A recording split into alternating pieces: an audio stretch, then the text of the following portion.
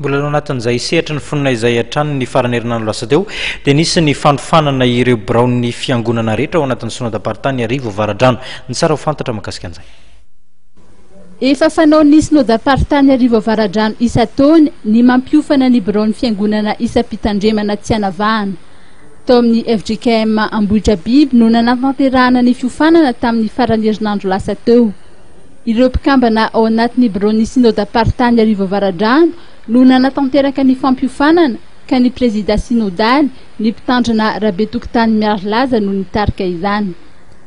Isan'ny zava-dehibe tamin'ity fiofanana ity ny fampafantarana tamin'ny antsipriany ny fitsipika anatin'ny vaovao izay mifehy ny Synodam-paritany Iarivo Avaradrano. Io fitsipika anatin'ny vaovao io moa dia vao nankatoavana tamin'ny fivorian'ny komity lehibe ny Synodam-paritany tamin'ny faran'ny volana janoary lasa teo. Nisy ny fametrahana fanontaniana nataon'ireo mpiofana ary nisy hatrany ny valiteny sy fanazavana nomen'ireo mpampiofana.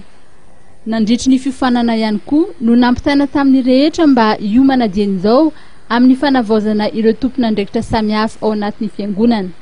Isaky ny efa-taona tokoa mantsy no anaovana ny fanavaozana eo amin'isan'ny FJKM ka amin'ny taona 2012 no anatanterahana izany manomboka amin'ny isa-piangonana ny isa-tsampana ary mipaka any amin'ny Synodam-paritany sy ny foibe FJKM. Riavana rehetra ao amin'ny tompo isa-taona moa dia misy ireny fifanana antsoina hoe fifanana birao-piangonana.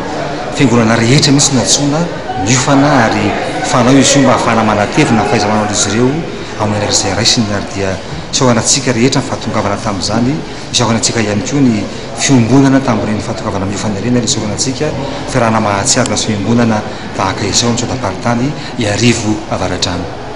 Tamin'ity riavana dia misy tanjona sy lesona roa lehibe.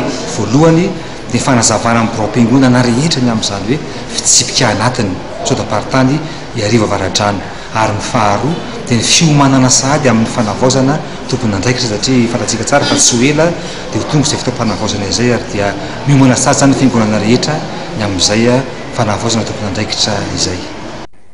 Fa ny fotoan-dehibe manaraka ho an'ity Synodam-paritany Iarivo Avaradrano ity dia ny andro ny prezida sinodaly mianakavy izay tanterahana ny sabotsy 17 Mey ao amin'ny FJKM Antanimena Atsinanana Fifaliana ka ny fiangonana tsirairay no entanina mba hiomana dian'izao amin'ny fanatrehana izany.